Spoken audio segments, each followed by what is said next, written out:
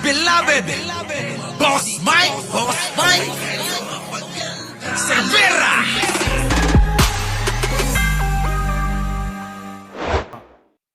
Paano na lang kung may mangyari sa kanya doon? Paano na lang daw kung nag-aalala siya talaga? Gusto niyang iparamdam sa mga tanga, no, na paano daw kung may mangyari kay Digong at siya'y sobrang nag-aalala. Eto, tingnan mo to, Bongo. Mas masyasyak ka. Ano sabi rito? Mga kababayan, ayan. Ang sabi din mga kababayan, Duterte betrayed the people of the Philippines. Philippine President Duterte's former economic advisor was a drug lord, says affidavit in new ICC case. The testimony in a new ICC case corroborate a police report claiming Michael Yang, who is close to Philippine President Rodrigo Duterte, ran meat labs on the island of Mindanao. Grabe. Ito siguro, mga kababayan, alam nyo, si Asierto to. Si Asierto. Ito nga, merong nagmamay-ari ng affidavit na to. Si Asierto to. Paano ngayon to? Dinidinig ngayon to sa ICC. Walang yan, mga kababayan. Yari kayo dyan. Tapos gusto nyo, palayain yan? Gusto nyo ibalik dito sa Pilipinas yan?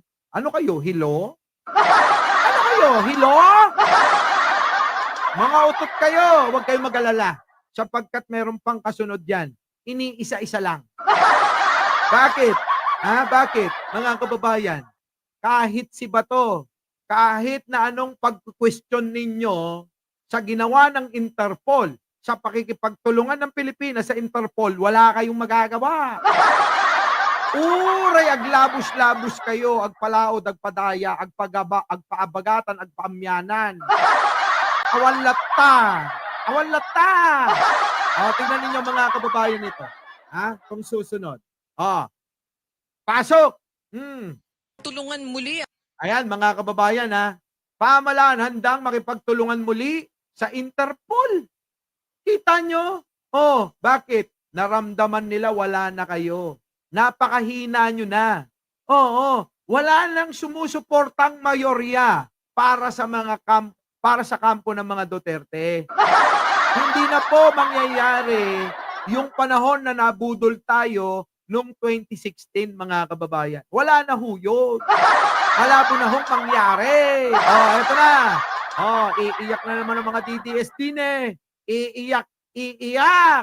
Pasok! Handang makipagtulungan muli ang pamahalaan sa International Criminal Police Organization o Interpol sakaling maglabas ng arrest warrant ang International Criminal Court laban kay Senador Ronald Bato de la Rosa. Patay!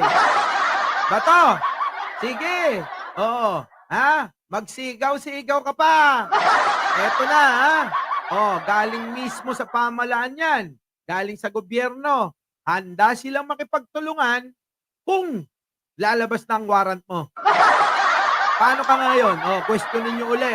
Sabihin ninyo, mali pa rin. Wala na. Yari kayong lahat dito. Wala kayong napakita. Pinuin mo, ang dami ng mga sinagawang rally. Walang tumama. Hindi man lang naramdaman ni Pangulong Bongbong Marcos at ng gobyerno yung mga pagwawala nyo. May kasamang bonus pa, yung pagdadrama ni Bongo. Nagwala si Ipe, nagwala ang mga DDS, nagwala si Bato, nagwala si Baste. Mga kababayan, si Sara nagpapaawa, si Bongo nagdadrama. Walang epekto. Hindi ininda ng gobyerno. Sabi ng gobyerno, wala na. Wala na tong mga kampo ng mga kalaban natin. Wala nang sumasama sa kanila. So kung si Duterte natangay ng ICC, pwede na nating ipatangay lahat yan. Pag tinangay yan lahat, di wala nang problema. Di po ba mga kababayan?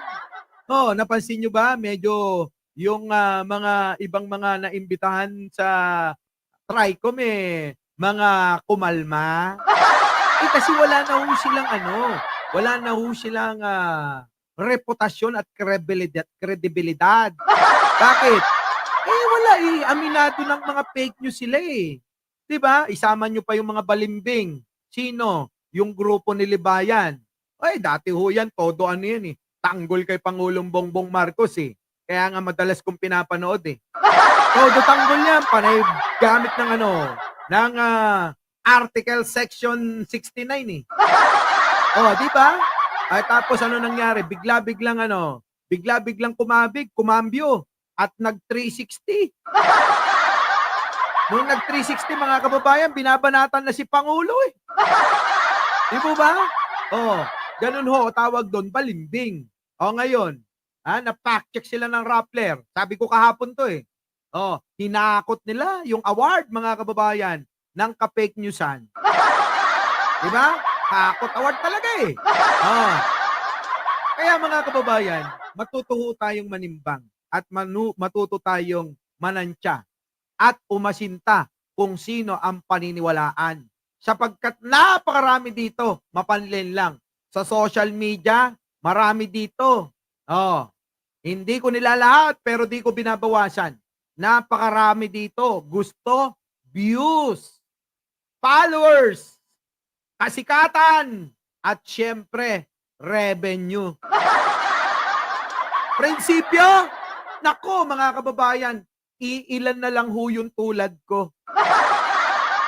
Aminin nyo. Diba? Naku, napakarami mga kababayan nandiyan sa kampo ni Digong. Wala na ho yung prinsipyo. Bakit? Nalalaso na sila ng kasikatan, ng followers, subscribers, views, at revenue mga kababayan. Kita nyo. Ay nako. So mga kababayan, ulitin ko yung sinabi ko, matuto kayong umasinta, makiramdam, at umunawa sa mga tao na walang paninindigan. Ano ang mga palatandaan ng walang paninindigan? Yun hong mga balimbing na tao. Hindi humapirmi yung mga pato. Alam nyo mga kababayan, kung kayo ay meron kayo talaga na prinsipyo na pinaglalaban, kayo po ay maninindigan kung saan kayo dapat naroroon lang. Hindi yung ngayon, nandito sa kulay berde, minsan nasa pula, minsan nasa berde, minsan pula, berde, pula, putik na yan. Anong klaseng prinsipyo kung mga balimbing kayo? Di po ba? Tandaan nyo mga kababayan, simula't nakilala nyo ako, nanindigan ako sa pagtatanggol kay Pangulong Bongbong. Hindi ho tayo lumiliko. Hindi po tulad nila. Parang mga kababayan, parang mga bibi Kung nasaan yung ina, abay nagsusunuran sila. Di mo ba? Yan ang sinasabi ko. Ito na. Tuloy. Yan ang sinabi ni Presidential Communications Office Undersecretary Claire Castro kasabay ng pagpuna sa pahayag ni De La Rosa na pinag-aaralan niyang magtago sakaling maglabas ng arrest warrant ang ICC laban sa kanya. Alam nyo, uso na sa mga Duterte, sa kampo ng mga Duterte, hindi lang mga tangat mga bobo. Uso na sa kanila, alam nyo, yung mataya-taya. Oo. Alam nyo yung larong mataya-taya? Habulin mo ko. Pag nahabol mo ko, ako naman ang taya. At saka mga kababayan, tago-taguan. Ayan, nagtataguan na sila. Diba? Tago-tago dito, tago-tago doon. Basta si Digong, nakakulong. Diba? Iniiti Castro na hindi maganda na ang mga ganitong pahayag ay nanggagaling sa dating hepe ng pambansang pulisya. Ay, takot pala ito Mukha lang tigasin ang ulo, mga kababayan. Pero yung itlog, mga kababayan, ni Bato, nasa batok eh. Ako, gaya, magsaluyot. Oh, ay. Larong kalye. Totoo naman di ba? Para naman sila talagang lahat taga-kalye. At ngayon ay isang senador na ang tungkulin ay gumawa ng batas. Ang tungkulin daw ay gumawa ng batas. Tanong nyo sa kanya, Bato, ano na nagawa mong batas? Bato, ano na nagawa mong batas na napapakinabangan ng mga tao? Sige nga, meron po ba kayong alam? Meron po ba kayong naalala? O kahit man lang sa panaginip na lang. Ha?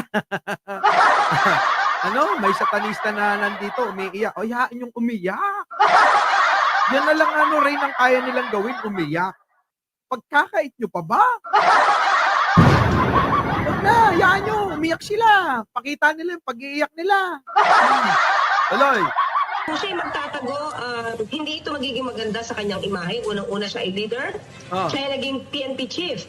Ibig ba sabihin na lahat ng mayroong warrant of arrest ay kailangan magtago? Kita nyo? Barado?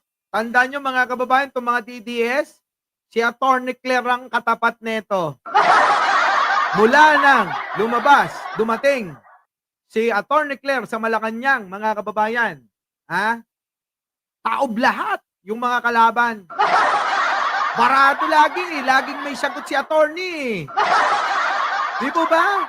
Konting mga bira ng mga Duterte. Ayan na mga kababayan, family chabs, hello. Di ba? Ayan na, may sagot agad eh. Konting tibot. Nako, may sumasagot agad. Hindi tulad nung araw na walang spokesperson. Ano nangyayari mga kababayan? Sila lang ang salita ng salita eh. Ang Malacanang, wala kayong maririnig eh. Tama mali. Nung dumating si Atty. Claire, konting kibot nila, may sagot agad eh. Kakabanat lang nila, ilang segundo lang, nandyan na si Atty. Claire eh. Saan pa kayo, mga kababayan? Kaya nga mga kababayan, itong grupo ni Libayan, galit na galit eh. Kahit pala dati nilang kasama. Si Atty. Claire, hindi na nirespeto yung pagiging magkasama eh. Buti pa kami nila SAS, nila Atty. Trixie, di ba? At marami pang iba sa mga DDS. Hindi kami nagbabanatan eh. Pero ito, sila Libayan, kita nyo, banat ng banat kay Atty. Claire eh. Siyempre, wala nang views kay Tulpo. Kaya kay Atty. Claire na lang tayo sumabit. Tama ako, di ba? For the views. So, kung views lang pala habol ninyo rito at hindi prinsipyo, bulok kayo. Di ba? Bulok kayo. Hindi yung prinsipyo pala yung pinaglalaban nyo. Pero kung makasigaw kayo, para kayo sa bayan at sa Pilipino, walang niya. Tama na yung drama ninyo. Yung mga drama ninyo. Magpakatotoo na kayo. Pwede nyo namang ilahad. Pwede nyo namang sabihin na wala kaming pakialam sa bayan at sa mga Pilipino. Ang gusto namin ay yung views.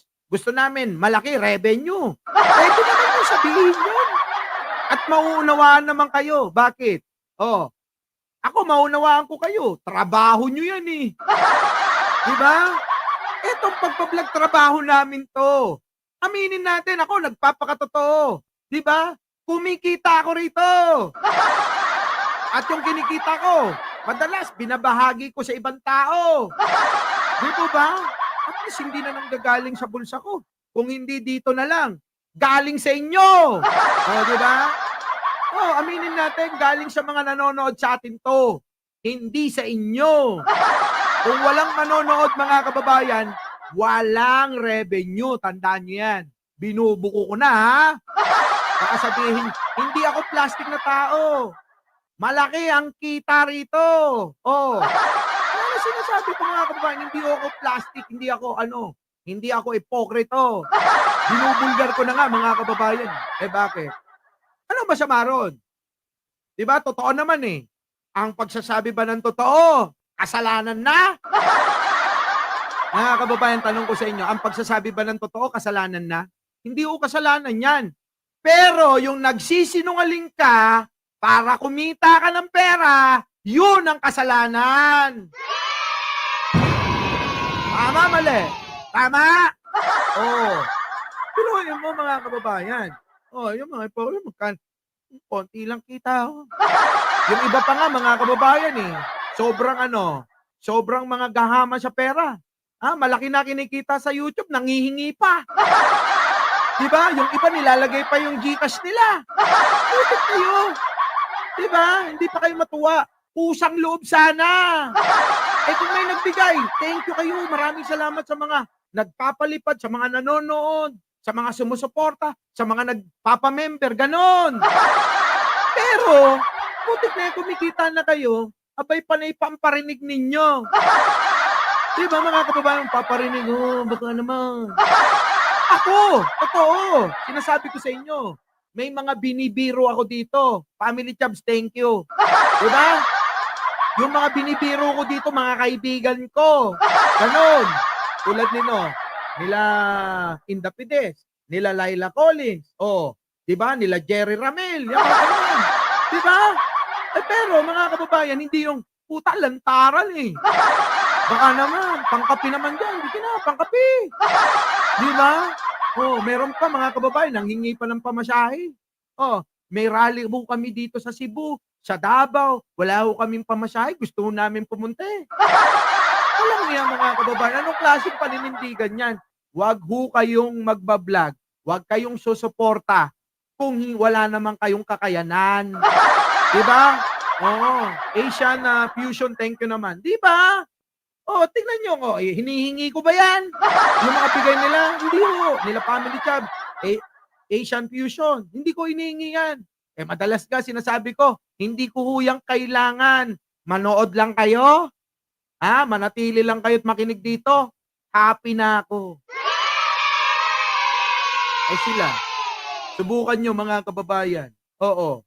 Kalahating oras na nagla-live yan, wala pang nagbibigay. Diyos ko. Panay na ang alin. Panay ng parinig ng mga yan. Hindi ho ganon. Hindi ho ganon. Maging tayo, maging makontento tayo sa kung ano yung kinikita na natin sa revenue sa mga social media natin. Sapagkat napakalaki na eh. Sobra-sobra na.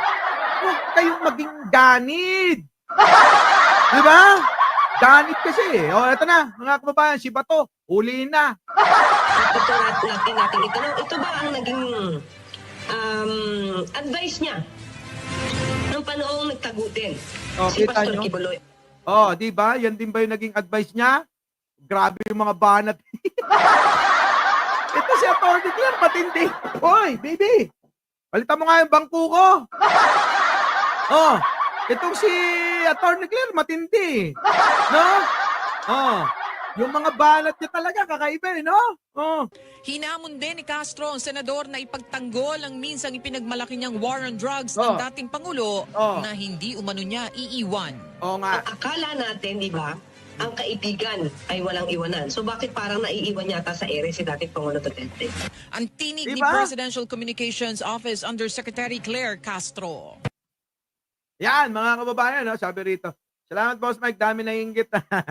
Pag-shot ko, binigay mo. Teka muna. Thank you. 80 thank you. Teka muna. Nandiyan ba si Arnold Lopez?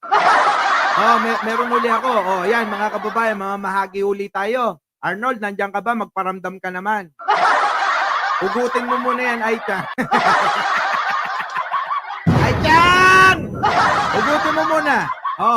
Mga kababayan, dahil may blessing tayong natanggap kagabi. Meron uli. Parating na 50 na magandang t-shirt Arnold, ugutin mo muna. Arnold! Kulitin nyo na. Una-una na lang. 50 na t-shirt. Papamigay natin. Papadala ko mamaya. Pamahagi mo. Si Arnold kasi yung namamahala dyan. Kaya wag ho ninyo kung kukulitin, ano? Ang kulitin nyo kapag dating sa t-shirt kay Arnold. O yan, 50 napakagandang t-shirt. Nang hindi kayo, umapal pa sa iba. Hanggat kaya natin mamigay tayo. Oo, di ba? Kano man lang yan, mga kababayan, sa totoo lang. Oo. Yung mga pinamimigay natin, mga 20% lang naman sa revenue natin yan. May natitira pa ho ako para pang-travel, papunta kay Digonyo. Ha? Mga kababayan, ano? Oo, nandiyan na si John Coronel. Oo. Naku, mukhang si Arnold Lopez, nakabaon pa ay Chang. Ayan na. Nako, kung hindi pa na, tinawagan siguro ni Aichang. Sabi niya, Huy, anong ginagawa mo? Bakit wala ka? 50 t-shirt. Arnold, message nyo na. Kung sino na mauna, Arnold, huwag ka mamimili, Boss Arnold, huwag ka mamimili. Lahat bigyan mo, 50 muna. 50 muna. Bibigay natin. Unti-unti lahat. Malay nyo next month, Next month, mga kakaiba naman yung ipamigay ko sa inyo. Yeah, tuloy. Eto na. At saka nga pala, mga kababayan, hindi ko po pinangihinayangan yung binibigay sa inyo. Sapagkat po ito, ulitin ko, binabalik ko sa inyong lahat yan. Sa inyo po galing yan, hindi po sa akin yan. Ang sa akin lang, laway lang. Diba? Ate Evangeline, Camilosa, diba? Evangeline Garcia. Oo, laway lang sa akin dito. Sa inyo po galing lahat yan, kaya kailangan ibalik ko sa inyo. Tuloy. Eto na. So, etong grupo ng mga Duterte, mga kababayan, wala na talaga. Sapagkat nakita nyo naman sa kabila po ng kanilang pagkakaditine ng kanilang idol, saan? Sa Daheg. Si Digong, dinala sa Daheg, ay wala na ho sumasama. Our beloved Boss Mike